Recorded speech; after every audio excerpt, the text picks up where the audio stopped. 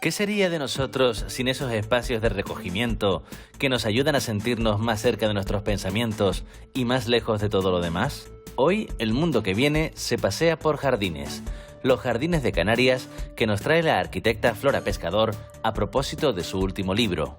También entramos en el apasionante mundo de las series de televisión y las plataformas con el cineasta Mateo Gil, que triunfa en medio mundo con Los favoritos de Midas. Y recibiremos a Nacho González Oramas, uno de nuestros grandes fotógrafos y cronista de gran parte de la escena cultural antes y durante la pandemia. Es hora de conversar, hora de adentrarnos en el mundo que viene.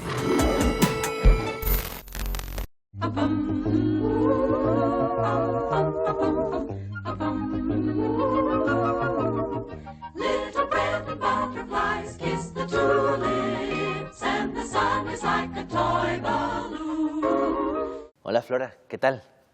Muy bien, encantada de estar aquí con ustedes. Igualmente, además con muchas cositas que podemos poner sobre la mesa, como seres humanos o como sociedad, se nos puso a examen, estamos en examen, ¿no? Y según se mire, a lo mejor no hemos aprobado el examen, ¿no? Con lo cual, ¿qué hacemos nosotros o qué podemos hacer en nuestras ciudades para que la próxima vez que tengamos un examen lo aprobemos? Ni idea. Es una pregunta complicada. Saber qué podemos aprobar, no lo sé. Pero sí que es evidente que tenemos que replantear un montón de cosas en relación, ya que estamos hablando de la ciudad, con la ciudad. Necesitamos poner en temas prioritarios aquello que a lo mejor muchas veces hemos dejado fuera. La necesidad de pensar en la biodiversidad de la ciudad y que nosotros formamos parte de ella.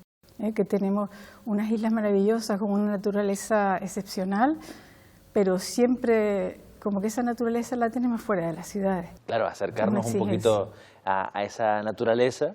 Bueno, y lo llevo más a tu terreno, aprovechando que has escrito ese maravilloso libro, que has estado al frente de ese maravilloso libro sobre los jardines de Canarias, provincia de Las Palmas, para empezar, ¿no? Decías, bueno, tenemos que mostrar, o las ciudades tienen que mostrar parte de esa naturaleza canaria. Lo poquito que tenemos la tenemos escondida en los jardines. ¿Cómo son nuestros jardines? Bueno, es que yo adoro un jardín y todo el mundo. Yo creo que el jardín siempre te transmite algo distinto. ¿Sabes? Desconfía de alguien que te diga que no le gusta un jardín. Sí, cuando entras en un jardín sientes que estás en un lugar excepcional, que un lugar que te transporta, ¿no? Que te lleva a algo distinto. Si los conoces las claves todavía más, ¿no? Pero sabes que estás en un lugar que está hecho intencionadamente para eso. Un jardín, cuando uno hace un jardín, está pensando en el futuro de ese espacio, porque siempre son proyectos que no están en la actualidad. La vegetación, las plantas, un jardín siempre es un proyecto de futuro.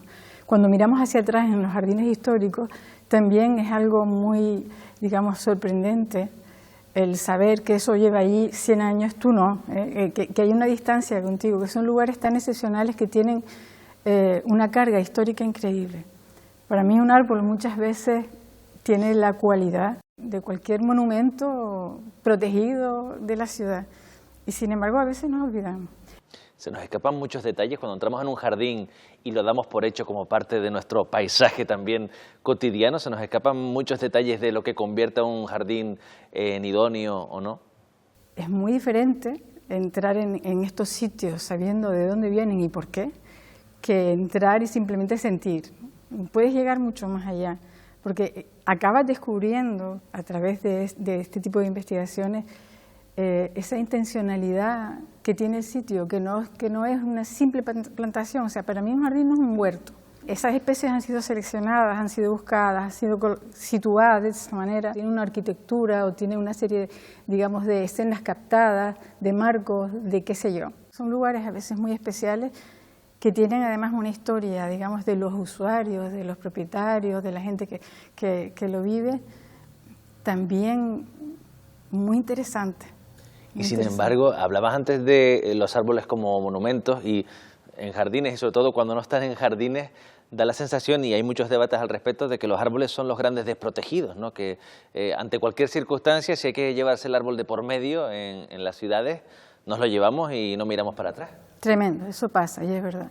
Y es porque nos falta quizás un criterio de valoración social de lo que es la vegetación en la ciudad. Y nos falta, La posición del libro busca este tipo de cosas, ¿no? Que haya una mayor conciencia de lo que tienes y de los árboles que hay. Parece que nadie lo ve y sin embargo están realmente sosteniendo la propia ciudad. Falta protección a veces, sobre todo en estos hitos y monumentos que tienen muchas veces una historia mayor que la tuya, ¿no? Que tienen más de 100 años, que están ahí y que se los cargan y ya está, porque, no sé, desaparecen de un día para otro, ¿no? Y faltarían voces reivindicando la necesidad de mantenerlo, ¿no? Quizás sí, volviendo a lo que tú decías, de que cuando entras en un jardín conociendo por qué están las cosas donde están, se vive de otra manera. Si hiciéramos algún esfuerzo por difundir la historia detrás de muchos de nuestros árboles, a lo mejor los querríamos un poquito más o nos dolería un poquito más si se mueven del sitio al que pertenecen, ¿no? Evidentemente. Date cuenta que los árboles no se mueven. Los árboles están enraizados, los árboles están ahí siempre.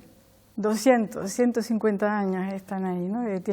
Los que vamos como locos somos nosotros, moviéndonos y no nos percatamos de esa presencia, yo dije antes silenciosa, pero en cuanto te interesas por el tema, porque hay mucha gente que se inicia y va entrando, al final eres muy consciente de dónde están, dónde hay una tipuana, mira que es que aquel ficus o aquella palmera. Empiezas a saber exactamente dónde están, empiezas a interesarte por la vida de ellos, empiezas a tener otra conciencia. Las leyes de la naturaleza son ineludibles. No existe nada ni nadie que pueda escapar de ellas. Pensemos, por ejemplo, en una de las más importantes. La ley de la gravedad o atracción de los cuerpos. Hola, Mateo. Muy buenas. ¿Cómo es eso de estar en Netflix? Para mí ha sido como tener unos nuevos productores, digamos, pero me han hecho sentir igual que en otras películas, es decir, me han dado absoluta libertad. Es verdad que tienes que ajustarte a unos formatos, unos tiempos, unos presupuestos, pero me han dado mucha libertad para crear la historia como yo consideraba y me he sentido muy bien acogido. Y en cuanto a la relación con el producto y cómo le llega al público, ¿cómo lo estás llevando? Porque, por ejemplo, Alex de la Iglesia, otro gran director que también ahora se pasa a plataformas y que tenía su serie en HBO, escribía en Twitter que estaba encantadísimo de la vida con lo que había significado el proceso. Es decir, esa nueva relación que tenía con el público decía que al final superaba la de cualquier estreno. No sé si has notado diferencias en cómo el producto llega al público y cómo el público lo aprecia. Sí, yo creo que hay una diferencia profunda. Yo obviamente estoy muy contento porque la cantidad de espectadores que estoy teniendo en Netflix comparada con la cantidad que podía tener, que han tenido mis últimas películas, es apabullante. Otra cosa es si por el momento en el que vivimos ahora y la cantidad de producciones que hay, si realmente ese público que tienes, realmente dejas alguna huella en él, en el sentido de que a la semana siguiente ya están enganchados con otra serie, está muy marcado el contenido por la relación que ahora las plataformas tienen con el público, como en su momento tuvieron los grandes estudios americanos con el público, ¿no? Eso en España no ocurrió, es verdad que siempre el cine español siempre ha sido muy independiente en el sentido de pequeño y artesanal. Filmax presenta. Pero volvemos a una época muy industrial donde los criterios para lo que funciona y lo que no son muy líquidos, son muy acuosos para mí. O sea, esta serie mía ha funcionado muy bien, la ha visto muchísima gente y está gustando, pero si me hubieras dicho que no la veía nadie y que no gustaba a nadie, también me lo habría creído, porque yo realmente hago lo que me pide el cuerpo, pero no sé exactamente qué es lo que puede funcionar y lo que no. Y de hecho muchas veces veo cosas que me desconcierta que no hayan funcionado o al contrario, que hayan funcionado tan bien.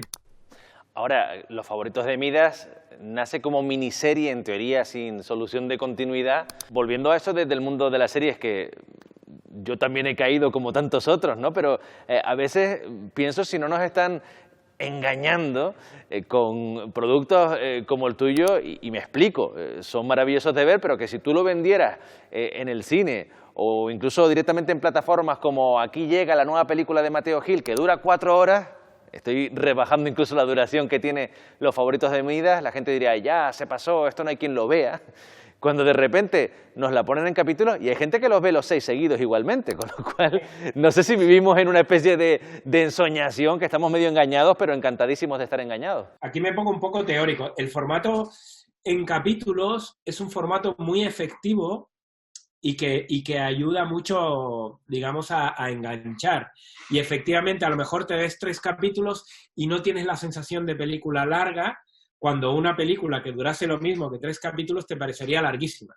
El cambio no viene por el hecho de que haya unas plataformas que te ofrecen capítulos, sino por el hecho, creo, de que el cine se haya empezado a ver en Internet, es decir, en casa. Porque el formato largometraje, que era heredado del teatro, es un formato que tú vas a ver fuera de casa, a una sala, y que tenía que ser suficientemente largo como para que te llenara, pero suficientemente corto para no hacerte pis encima. Desde que ves en casa las películas, ya no tienen por qué durar 90 o 100 o 120 minutos. Pueden durar 20 o 640, porque lo puedes ver en partes.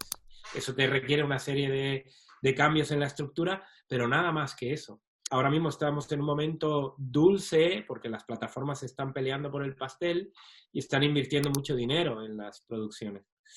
Pero esos presupuestos se van a ir ajustando más y más y más y más. Y bueno, ahí la calidad se resentirá muchísimo. Entonces volveremos un poco a lo que era antes la televisión generalista. Yo creo que hay un montón de cosas en las que ganamos y otro montón de cosas en las que está por ver si ganaremos, ¿no? What are you doing? Stop it! Stop it! Give me those pictures. You can't photograph people like that. Who says I can't? I'm only doing my job. Some people are bullfighters, some people are politicians. I'm a photographer. Hola Nacho, ¿qué tal? Buenas tardes, Sergio. Yo no sé si tú haces esta fricada, pero tú llevas una contabilidad del número de fotos que vas sacando, por ejemplo, por año. No, pero muchas. Yo creo que al año no sé, pero en la vida profesional millones. Tú no sabes la de veces que en las charlas que tenemos en este programa sale a colación una foto tuya, o sabemos que de algo que estamos hablando hay un documento gráfico firmado por ti. Eres un poco el cronista oficioso de gran parte de la cultura de las últimas décadas aquí en las islas, ¿no? La verdad que tengo la suerte, el privilegio y el honor, ¿no?, de haber retratado la vida cultural, al menos de esta ciudad, de esta isla, durante los últimos 30 años, ¿no? Sobre todo la música y, bueno, y el arte, ¿no? En general, he tenido la suerte de hacerme ese huequito y, vamos, por mi cámara ha pasado todo el mundo, ¿no? Un privilegio.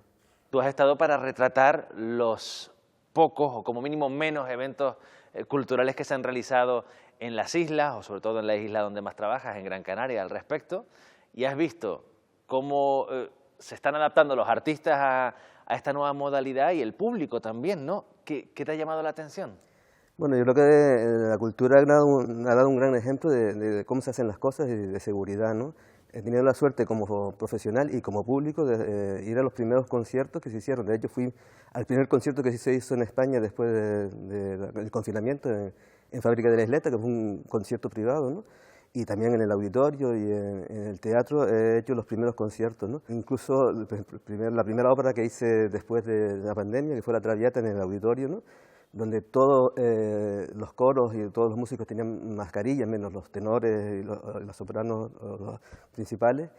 En la ópera siempre hay el momento culmen que el tenor y la soprano se acercan y se abrazan y se besan. Entonces, para mí siempre es un momento de mucha tensión que define la emoción de la ópera. En este caso yo esperaba que se acercaran y nunca se llegaron a acercar, ¿no?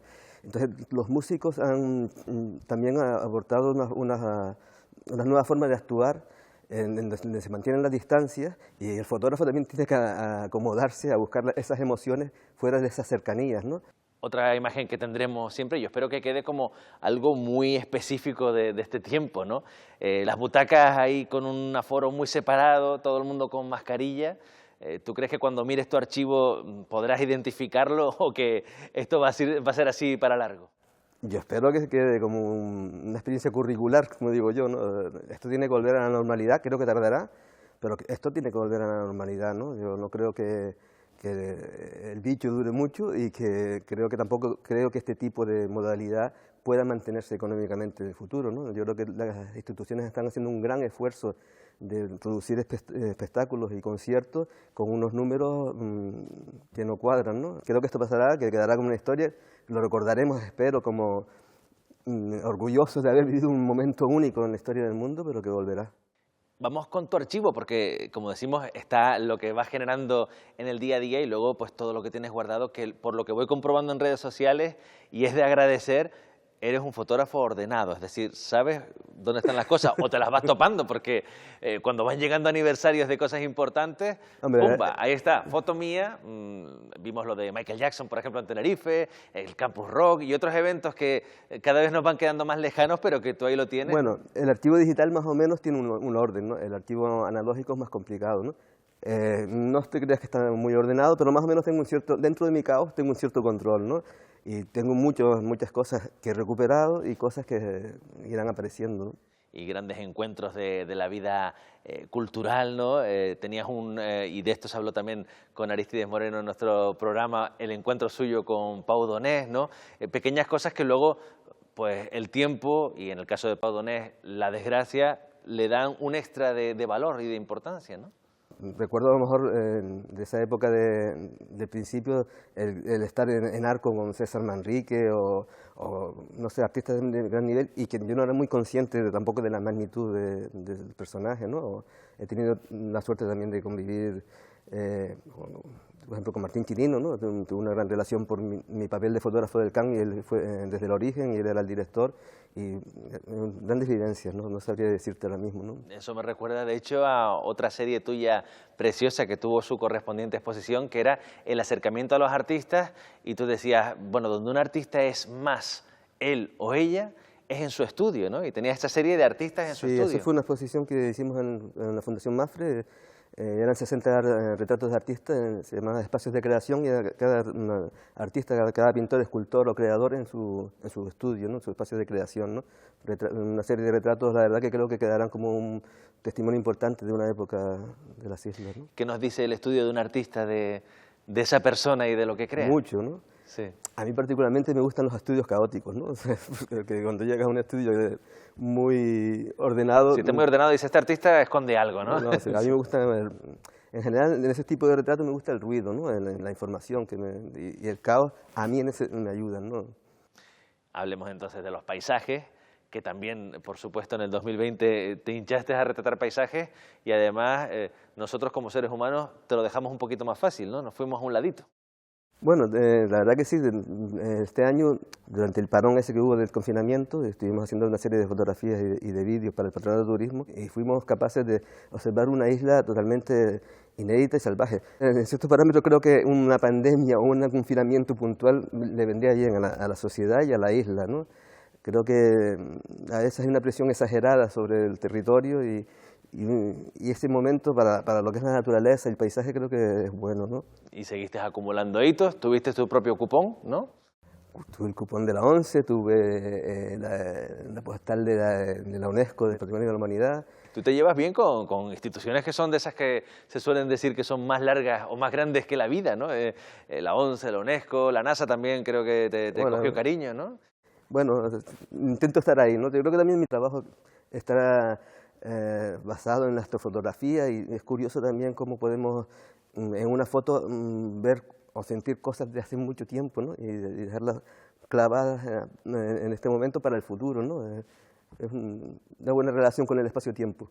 Y luego has conseguido más por acabar con el pleito insular a nivel de fotografía que otra gente, ¿no? Uniendo la montaña de Ajodar, la de Gáldar o la de Guía, no quiero molestar a nadie. No.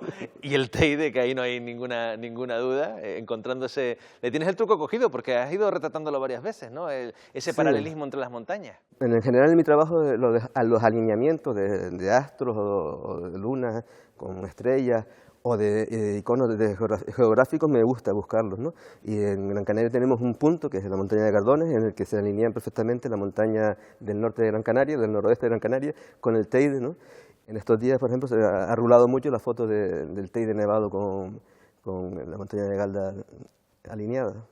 Pues yo creo, Nacho, que hemos hablado de algunas de las cosas que has hecho en un año en el que se supone que las cosas se paraban en el 2020, tú no has parado, con lo cual este 2021 no puedo esperar a ver qué va a dejarnos tu carrete, que todavía le queda bastante. Así que muchas gracias y seguimos a la espera.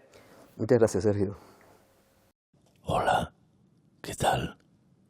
¿Cómo estamos?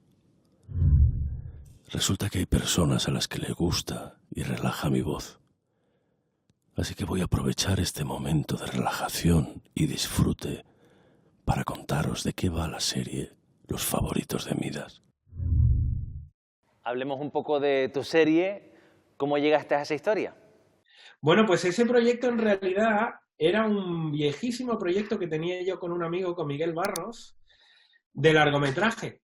Es un proyecto que presentamos hace un montón de años, de hecho en el año 2001, hace muchísimo tiempo. Lo presentamos a una productora, entramos en desarrollo, intentamos varios guiones y no terminó de cuajar, entre otras cosas porque era una película cara, pero fundamentalmente yo creo que había dos razones ahí muy claras.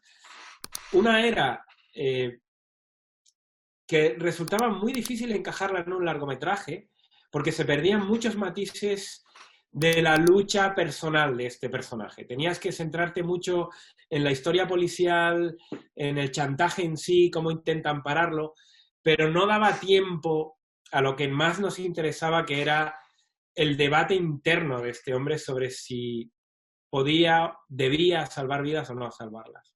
Y por otro lado había otro factor, y es que todavía no había ocurrido la crisis de 2008.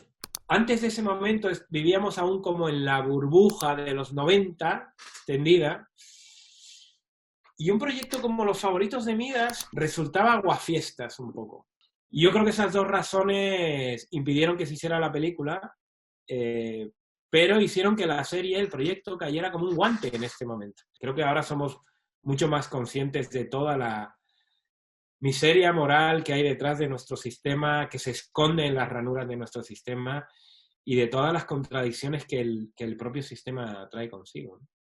Está ese paralelismo con aquel cuadro que se nos puso de frente y por fin lo vimos, ¿no?, de manera generalizada a partir de la crisis del 2008, pero yo también veía paralelismos con lo que estamos viviendo ahora, en cierta manera, en uno de los dilemas del protagonista de hasta qué punto nosotros cederíamos para evitar víctimas que no conocemos para nada, ¿no? Y justamente ahora en esta pandemia una de las cosas que se nos dice, sobre todo a determinadas generaciones, es oye, no es tanto que te protejas tú, que también, sino hay que hacer esto para proteger a todos los demás, a todos los que nos rodean.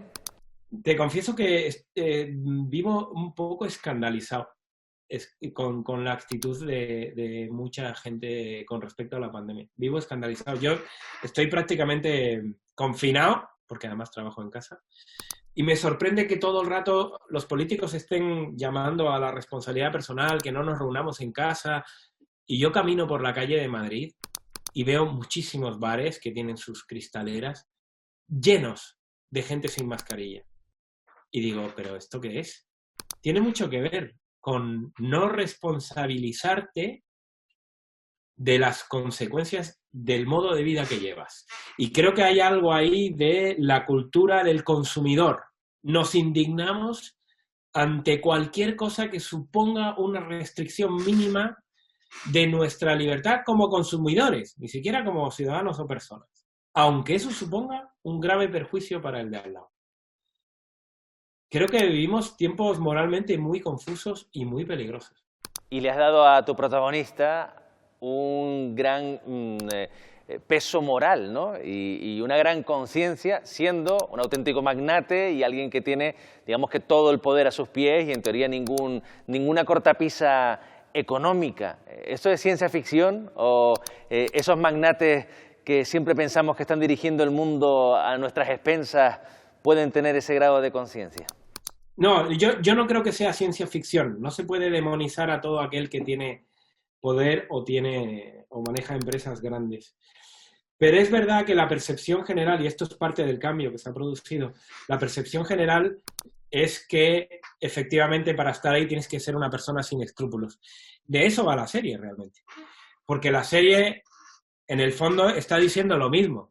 Este tipo no deja de ser un perro verde que hay que meter en el corral como sea, porque se está saliendo de Madrid, ¿no? Ese optimismo y esa buena voluntad que caracterizó a muchos intentos políticos en la segunda mitad del siglo XX, a partir de los 70, 80 sobre todo, se han ido pervirtiendo hasta llegar a un neoliberalismo pero descarnado en este momento, yo creo, y lo estamos aceptando. De hecho, la serie, que era una frase que me cuestionaron un poco y yo creo que ya nadie la cuestiona, la serie empieza con una frase escrita que pone "lo estamos permitiendo". Es tal cual, uno de los grandes problemas es que lo estamos permitiendo porque vivimos cada uno metido en nuestro problema, en cómo salimos en nuestro día a día adelante, y mientras estamos permitiendo que gente sin escrúpulos tome el mando.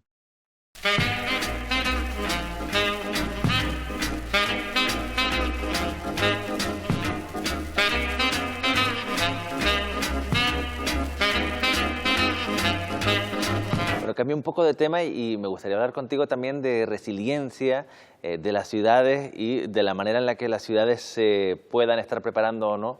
Antes hablábamos de pandemia, pero también tenemos otras cosas de las que preocuparnos. Está el cambio climático, que en el caso de Canarias, con nuestra relación con el mar, lo tenemos ahí muy cerca, lo que podría pasar con las consecuencias. Creo que forma parte de tus estudios, ¿no? Ver cómo las ciudades tienen que ir respondiendo ante esto también, ¿no? Sí, realmente vivir en una isla te tiene que dar conciencia de eso. Las islas son territorios evidentemente limitados, ¿no? Tú dices, una isla está rodeada de mar, como acabas de decir, es un territorio limitado. Pero para mí una isla es un territorio lleno de límites ambientales debido a múltiples amenazas. Evidentemente, nosotros como isla no somos los responsables del cambio climático, no somos los grandes emisores de contaminantes a la atmósfera, no somos. Pero sí que vamos a ser afectados, o estamos siendo. Eso significa que sí que nos debemos, contestando a tu pregunta, adaptarnos. Tendríamos que estar haciendo planes de adaptación al cambio climático en los casos en que se hayan, digamos, previsto riesgos por inundaciones, por subida del nivel del mar o por lluvias torrenciales, tropicalización del clima. Las islas son muy vulnerables.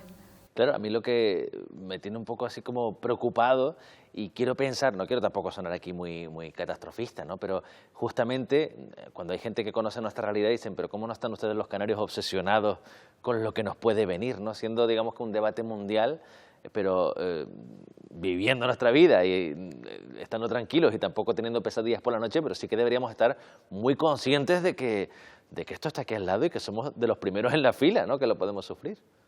Las islas son territorios muy levantados, son volcánicas y eso significa que habrá zonas de plataforma costera más amenazadas que otras. En ese sentido, digo yo, prepararse o adaptarse, hacer planes de adaptación en lugares concretos, pero hay muchos otros lugares que no. O sea, tampoco podemos montar aquí una catástrofe diciendo que, bueno, que va a pasar un montón de cosas. Yo creo que predecir el futuro es difícil. Y bueno, pero para eso están los proyectos. Yo creo que todo proyecto siempre se sitúa en el futuro y siempre tiene que estar pensando hipótesis de futuro, alternativas, escenarios, posibilidades. Eso sí lo podemos hacer, ¿no?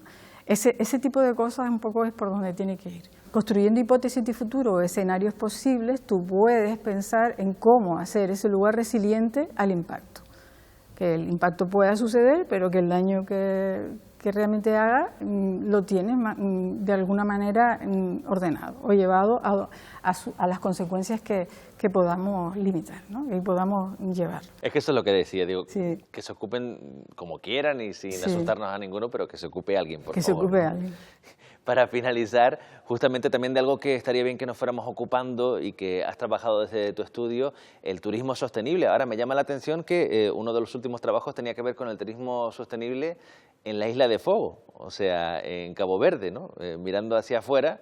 No sé si podemos aplicar algo de lo que ustedes hayan analizado para ese famoso reto que siempre nos queremos poner de turismo sostenible, que ya hablaba de eso César Manrique y que al final, justamente en el tiempo desde que César comentaba eso hasta ahora, yo creo que justamente hemos ido hacia la dirección contraria. La mayor parte de las veces que trabajamos en las islas, desde un punto de vista de la vulnerabilidad de las islas, estamos ahí.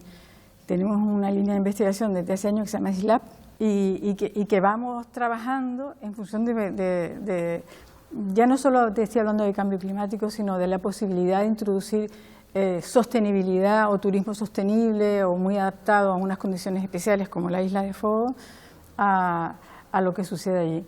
Sin embargo, con la Isla de Fogo nos sucedió algo cuando iniciamos el trabajo, hubo una erupción, para que tú veas como las cosas de las islas, qué pasan estas cosas. Y fue increíble ver en primera línea la resiliencia directamente, cómo, claro, viendo cómo llegaba la lava, la gente se iba llevando sus casas y tal a otro sitio, pero te imaginas que es algo explosivo y tremendo, ¿no? Es algo que, bueno, que hay una adaptación, es una catástrofe, pero a la vez ves como la sostenibilidad a veces va en la gente también, ¿no? Como la gente es resiliente, como la gente tiene pues, una noción del territorio en el que vive muy consciente. Esto a mí me encanta de Lanzarote, la conciencia de la gente por el paisaje. Cómo César induce a la gente, a la sociedad de Lanzarote, una conciencia por el paisaje que yo envidio. Hay un pequeño impacto ocurriendo, la sociedad denuncia aquello. Que habría una tendencia hacia perder el trabajo de César, pero por suerte se creó ahí una huella, en este caso popular, lo suficientemente grande como para preservarlo, ¿no? Para mí es lo más importante. Yo sé que el trabajo de César lo es muchísimo, ¿no? Y atrae muchísimo a la gente y supo construir un lugar espectacular y un diálogo con la isla impresionante. Pero lo que más me impresiona es cómo la gente lo defiende, ¿no? Cómo la gente lo defiende y tiene esa conciencia que a veces en otras islas, por meter un poquito de denuncia, pues no hacemos exactamente lo mismo, ¿no? Que somos un poco más dejados, teniendo como tenemos islas espectaculares. Flora, yo te agradezco la visita a este rinconcito del mundo que viene para hablar de todas estas cosas. Lo que me queda claro es que en la próxima conversación nos buscamos un jardín bueno y ahí seguimos hablando. Sí, muchas gracias. Te lo agradecería. Muchas gracias a ti. Muchas gracias.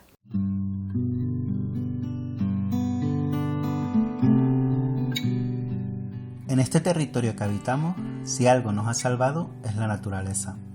La posibilidad de tirar para el monte cuando los pensamientos no te dejan pensar. Estar en contacto con lo que simplemente sucede es sanador. Provoca esa calma que tiene que ver con contemplar algo sin juzgarlo. El tronco, la espesura, los cientos de miles de verdes posibles, el barranco, la cumbre. Aquí, flotando en el océano, tenemos un jardín con sus propios sonidos. Sonidos alejados de los estímulos, del movimiento acelerado, el ruido de las prisas. Sonidos que tan solo tienen que ver con el devenir de la vida. En la naturaleza hay algo que nos hace recuperar el tiempo, que nos instala en el asombro de la existencia. Saber además que antes de habitar nuestros cuerpos, estuvimos espolvoreados en los verodes de los tejados, fuimos la tierra de las raíces de las violetas y seremos lo que conforme las rocas, lo único que nos enseña es que debemos cuidar de la naturaleza como si fuera una de las nuestras.